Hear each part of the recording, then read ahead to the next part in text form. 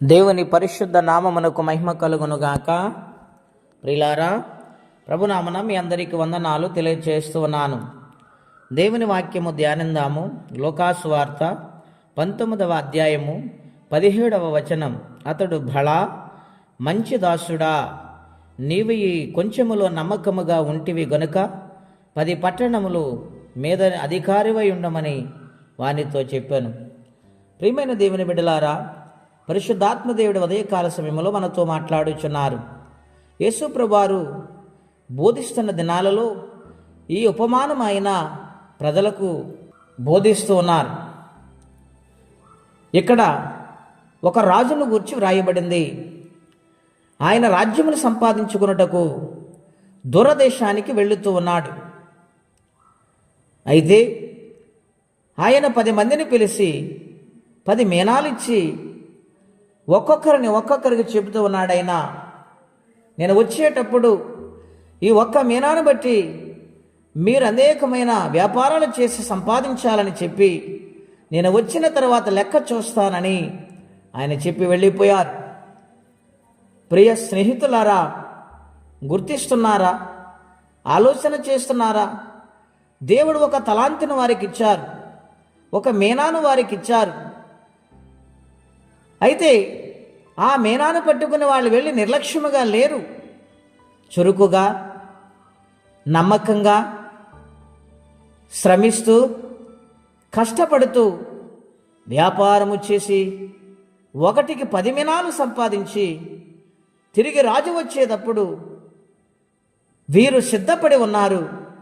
ఆయన వచ్చి కబురు పంపి ఆ 10 మీనాలు గలవారిని ఆయన దగ్గరకు పిలిచారు.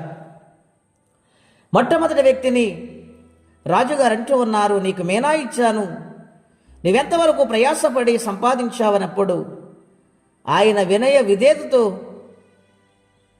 తగ్గింపు జీవితము కలిగి రాజుగారు తంటున్నాడు, నాయనా, మీరు ఒక మీనా ఇచ్చారు, ఆ మీనాకు బదులుగా నేను కష్టపడి 10 మీనాలు సంపాదించాను, ఇదిగోనండని ఆయన ముందుకు తీసుకుని వచ్చి పెట్టారు. అది చూసిన రాజు సంతోషభరితుడయ్యాడు, ఆనందభరితుడయ్యాడు. ఆయన అంటూ ఉన్నాడు, భళా నమ్మకమైన దాసుడా, ఈ పనిలో నువ్వు ఎంతో నమ్మకంగా ఉన్నావు గనుక 10 మీనాలు సంపాదించావు గనుక 10 పట్టణముల మీద అధికారివై ఉండు, నేను నీకు అనుగ్రహిస్తూ ఉన్నాను అని చెప్పి ఆయన దీవించాడు. ఈ ఉదయకాల సమయంలో దేవుడు మనతో మాట్లాడుచు ఉన్నారు. ఒకరికి ఒక్కొక్క రకంగా దేవుడు తలాంతునిస్తున్నారు. ఏ విధము చేతనైనా దేవుని యొక్క వార్తను చేరవేయాలని, దేవుని సంధిని పరిచయం చేయాలని, దేవుని కొరకు బ్రతకాలని, ఇచ్చిన జీవితంలో నమ్మకత్వము కోల్పోకుండా ఆయన సన్నిధిలో నడవాలని మనల్ని అడుగుతూ ఉన్నారు ఆయన. మరి మనకిచ్చిన ఈ యొక్క చిన్న జీవితంలో మనము దేవుని కొరకు ఎంత ప్రయాసపడుతున్నాం, దేవుని పరిచర్యందు ఎంత ఆసక్తి కలిగి నమ్మకత్వంతో జీవిస్తున్నాం ఆలోచన చేశారా?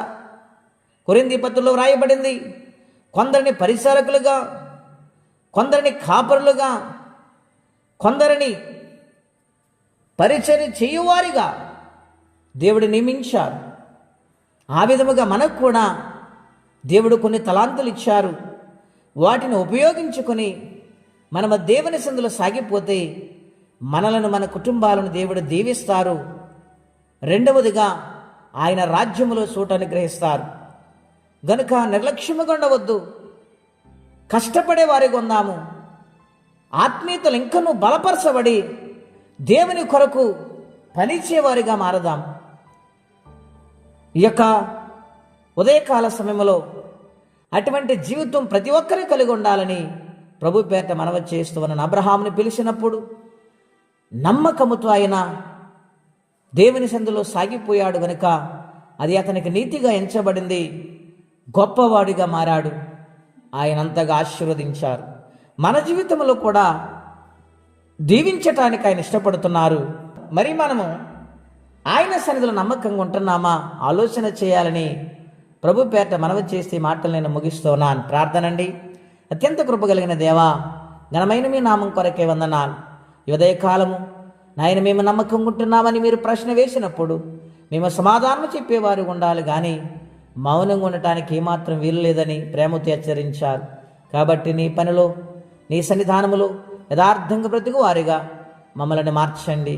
ఎవరి కష్టముల, బాధలు, ఇబ్బందులు ఉన్నారు వారికి సహాయం చేయండి నాయన. ఇంకను నమ్మకత్వము కలిగి బ్రతుకు జీవితం అందరికీ అనుగ్రహించమని నమ్మకమైన యేసుక్రీస్తు వారి పుణ్యనామములో ప్రార్థించి అడుగు పొందినాము తండ్రి. ఆమేన్. దేవుడు దీవించును గాక. ఆమేన్.